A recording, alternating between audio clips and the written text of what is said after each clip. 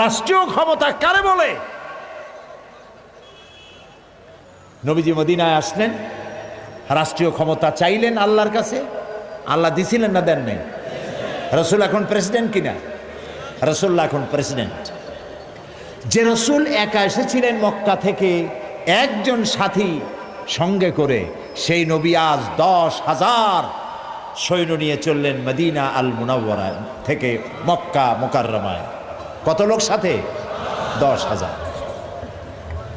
মক্কা শরীফে পৌঁছে গিয়ে সাহাবায়ে কেরামদেরকে বললেন, পায়খানা বানাও কম, চুলা বানাও বেশি। যুদ্ধ একটা কৌশল, এবং বৃদ্ধ পক্ষকে ঘাবড়ে দেওয়া, এটি হলো যুদ্ধের কৌশল। বললেন চুলা বানাও বেশি, পায়খানা বানাও কম। আবু সুফিয়ান গোয়েন্দা বিভাগের লোক পাঠাইলো, শুনলাম মোহাম্মদ আসছে সাল্লাল্লাহু আলাইহি ওয়াসাল্লাম, দেখো তো কত লোক নিয়ে আসছে। গেছে দেখতে, সকালের আগে তারা ফিরে আসছে। এসে বলছে, আবু সুফিয়ান, সৈন্য যে কত তার গণব কি, চুলা যে কত তাই গুনে কুল পাই নাই। আবু সুফিয়ান ভীষণ খেপে গেল, বেকুব কোথাকার, গুনতে পাঠাইলাম, মানুষ গুনে আসছে চুলা। আচ্ছা সকালবেলা যাও, আর এক দল পাঠায় দিল, দেখো লোক কত। এখন নবীজি বলেছেন পায়খানা বানাও কম। 10,000 মানুষ, পায়খানা প্রয়োজন অনুযায়ী কম। এখন প্রত্যেকটা পায়খানার সামনে লাইন হয়ে গেছে না, বিরাট বিরাট লাইন। অনেকক্ষণ দাঁড়ায় থেকে ওরা ফিরে এসে বলছে, আবু সুফিয়ান, মানুষ গুনবো কি, পায়খানার সামনে যে লাইন, ওই লাইন গুনে খুলতে পারিনি। আবু সুফিয়ান রাগ করলো, ঠিক আছে আমি নিজে যাই। এবার নিজে আসছে, একটু উঁচু জায়গায় দাঁড়াইছে, দাঁড়ায় দৃশ্য দেখতেছে। 10,000 মানুষ তো কম কথা না। 10,000 মানুষ, হাতে 10,000 তরবারি, রৌদ্রে চকচক করছে তরবারিগুলো, ধাঁধা লেগে যাচ্ছে আবু সুফিয়ানের।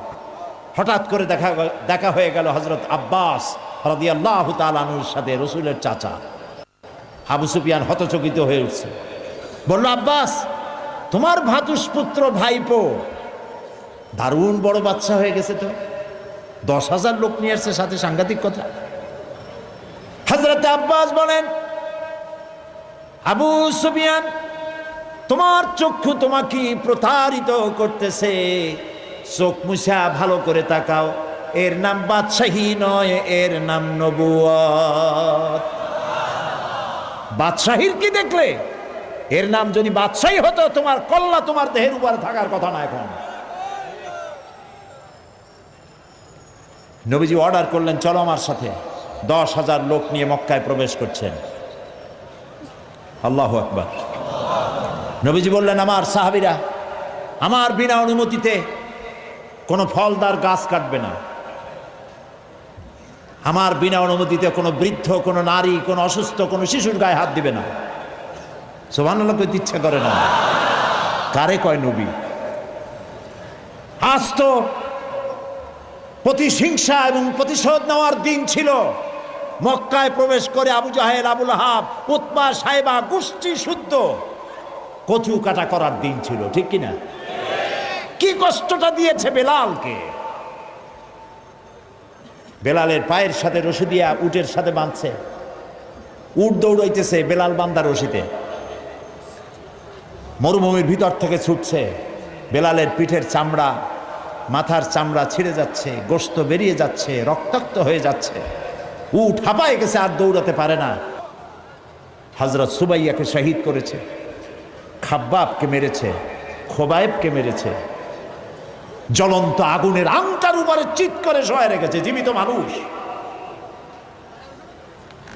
3টি বছর শিয়াবে আবি তালেবের মধ্যে আটকায় রাখছে। বেচাকেনা করতে পারবে না, কথা বলতে পারবে না কারোর সাথে, বাজারে যাইতে পারবে না। 3 বছর সাহাবায়ে কেরাম নিজেদের কাছে যা ছিল খাইছে, উট ছাগলের গোশত খাইছে, শুকনা চামড়া ভিজায় খাইছে। যখন আর কিছু নাই, বাবলা গাছের কাটা যুক্ত পাতাগুলি চাবাইয়া খাইতে গিয়া ঠোঁটের মধ্যে, জিহ্বার মধ্যে কাটা ফুটেছে। বাচ্চাগুলি মায়ের বুকের উপরে হুমড়ি খেয়ে পড়েছে দুধ খাওয়ার জন্য, সেখানে এক ফোঁটা দুধ নাই। হায় রে অত্যাচার! দেখুন দুনিয়ার বিজয়ী বাচ্চাদেরকে দেখেছেন, যে দেশ দখল করতে পারে কিভাবে মারে, কিভাবে ধ্বংসন করে, কিভাবে ধর্ষণ করে, হত্যা করে, অগ্নিসংযোগ করে, লুণ্ঠন করে। রহমতের নবী নির্যাতন করেছে যে জাতি, সেই জাতির ভিতরে প্রবেশ করছেন। হাদিস শরীফে এসেছে, উষ্ট্রের পৃষ্ঠে বসা আল্লাহর নবী, পেছনে বসেছেন হযরত যায়েদ বিন উসামা। কুরাইশের নেতারা পায়ে হাঁটতেছে। রাসূলুল্লাহ, হাদিস শরীফে এসেছে, উট যখন মক্কায় প্রবেশ করতেছিল, রাসূলুল্লাহ বিনয়ে এত আল্লাহর দরবারে বিনীত হয়ে যাচ্ছিলেন, মাথা নিচু করে, মাথা কোন সময় উটের পিঠের উপরে বাড়ি খাচ্ছিল রাসূলের কপালের সাথে। মক্কার লোকগুলি, কাফেরেরা সব দৌড়াচ্ছে, দিক বিদিক দৌড়াচ্ছে। রাসূলুল্লাহ উষ্ট্র পৃষ্ঠে থেকে নামলেন, নজর পড়ল এক বৃদ্ধার দিকে। কতগুলি বোঝা মাথায় উঠায়, ঘাড়ে নেয়, পড়ে যায়। ছুটে গেলেন বুড়ির কাছে, মা তুমি দৌড়াও কেন? বুড়ো বলছে, তুমি জানো না আব্দুল্লাহর পুত্র মুহাম্মদ সাল্লাল্লাহু আলাইহি সাল্লাম এসেছে, আজ তো উপায় নাই, কাফের সব শেষ করে ফেলাবে। রসুল বলছে, তোমার এই বোঝাগুলি আমারে দাও। কোথায় যাবা? অমুক এলাকায়। চললেন বুড়ির সাথে, সেই জায়গা পর্যন্ত পৌঁছে তারপরে নামিয়ে দিলেন। বুড়ি বলল, কিছু পয়সা নাও। তিনি বললেন, না পয়সা নেব না। বুড়ি বলল, পয়সা নিবা না? তুমি কে? তুমি যে আমার মাল নিয়ে কেটে পড়ো না, এই তো আমার কপাল। এই দেশে মানুষ মানুষের উপকার করে বিনা পয়সায়, তুমি কে? নবীজি বললেন, বুড়িমা, যার ভয়তে হারাম শরীফ থেকে এত দূরে তুমি এসেছো, আমি সেই মক্কার আব্দুল্লাহর পুত্র মুহাম্মাদুর রাসূলুল্লাহ সাল্লাল্লাহু আলাইহি ওয়াসাল্লাম। বুড়ি বলে, আরে তোমার বিরুদ্ধে কাফের বেঈমানেরা, নেতারা এমন বাজে কথা বলেছে, কত বাজে কথা তোমার সম্পর্কে বলেছে। তুমি যে এত মহান, এত মহৎ, এত উদার, তা তো বুঝতে পারি নাই। আমি আর কাফেরে থাকতে চাই না, আমারে মুসলমান বানাও। নবীজি বললেন, বুড়ি পড়ো লা ইলাহা ইল্লাল্লাহু মুহাম্মাদুর রাসূলুল্লাহ। আল্লাহর নবী মসজিদে হারামে প্রবেশ করেছেন। সব কাফেরেরা এখন ঘেরাও হয়ে গেছে, কচু পাতার মতো ভয়তে কাঁপতেছে। রাসূলুল্লাহ জিজ্ঞেস করলেন, কুরাইশের নেতারা আমার কাছে আজকে কি ধরনের ব্যবহার আশা করো? একজনে সাহস করে বলল, মুহাম্মদ সাল্লাল্লাহু আলাইহি ওয়াসাল্লাম একজন উত্তম ভাই, একজন উত্তম ভ্রাতুষ্পুত্রের কাছ থেকে যে ধরনের ব্যবহার আশা করা যায়, ওই রকম ব্যবহার আপনার কাছে আশা করি। আল্লাহর নবী বলেন, কুরাইশের নেতারা, তোমাদের সম্পর্কে আমি সেই সিদ্ধান্ত গ্রহণ করব যে সিদ্ধান্ত আমার ভাই হযরত ইউসুফ আলাইহিস সালাম গ্রহণ করেছিলেন। হযরত ইউসুফ আলাইহিস সালাম, তাকে তার ভাইরা ফালাই দিয়েছিল কুয়ার মধ্যে। কুয়ার ভিতর থেকে আল্লাহ রাব্বুল আলামিন তাকে পৌঁছায় দিলেন মিশরের সিংহাসনে। কেনানে অভাব লেগেছে, কেনান থেকেই 11 ভাই সাহায্য নেওয়ার জন্য মিশরে গেছেন। আর এখন ইউসুফ আলাইহিস সালাম, তিনি প্রেসিডেন্ট সেখানকার। হযরত ইউসুফ আলাইহিস সালাম 11 ভাইকে চিনতে পারলেন, ওরাও চিনতে পারলো। ওরা মনে করেছে আমাদের জীবন আজকে শেষ হয়ে যাবে। হযরত ইউসুফ আলাইহিস সালাম তাদেরকে যে কথা বলেছিলেন, আল্লাহ নবী বলেন, সেই কথাই তোমাদের বলবো, যেটা কোরআন শরীফে আল্লাহ রাব্বুল আলামিন কোট করেছেন, লা তাসরিবা আলাইকুমুল ইয়াউম। তোমাদের বিরুদ্ধে আজকে আমার কোনো ক্ষোভ নাই, বিদ্বেষ নাই, শত্রুতা নাই।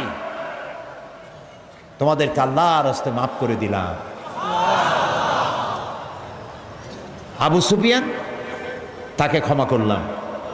আবু সুফিয়ানের ঘরে যারা আশ্রয় নেবে তাদেরকেও ক্ষমা করলাম। কারে বলে নবী? সুবহানাল্লাহি ওয়া বিহামদিহি। হায় আল্লাহ, সত্যের সাথে আমাকে প্রবেশ করাও, সত্যের সাথে আমাকে বের করো। ওয়াজআলনি মিন লাদুকা সুলতানান নাসীরা। আর তোমার পক্ষ থেকে আমাকে সুলতান নাসির দান করো। দোয়াটা কে শিখালেন? বুঝতে পারতেছেন কথা? কে শিখালেন দোয়া? দুনিয়ার সব মুফাসসিরিনে কেরাম একই অর্থ করেছেন এই সুলতানে নাসিরের। সুলতানে নাসির শব্দের অর্থ হলো, আয় আল্লাহ তুমি আমাকে রাষ্ট্রীয় ক্ষমতা দাও। সুবহানাল্লাহ বলেন। দোয়াটা কে শিখালেন? আল্লাহ। আমাকে কি দাও? রাষ্ট্রীয় ক্ষমতা দাও। কারণ এই কোরআন তো তার রং দেখাতে পারে না, এ কোরআন তো হাঁটতে পারে না, এ কোরআন তো চলতে পারে না, এ কোরআন তো বলতে পারে না। এই জন্য এ কোরআনের একটা রং আছে। এই কোরআনকে যদি চালাতে চাই, বলাতে চাই, রং দেখতে চাই, তাহলে রাষ্ট্রের প্রয়োজন। হযরত ওসমান রাদিয়াল্লাহু তাআলা আনহু বলেছেন, কোরআন যা পারে না নিজে করতে, তা রাষ্ট্র দিয়া করায়। সুবহানাল্লাহ বলবেন কেমনি? না বুঝতে তো বলা যাবে না, বোঝা লাগবে তো। আসলে আপনারা বুঝেন, কিন্তু ঠান্ডা লাগতেছে বোধহয় নাকি? কোরআন নাজিল হয়েছে আইনের গ্রন্থ হিসাবে। এটি সংবিধান, এটি কনস্টিটিউশন,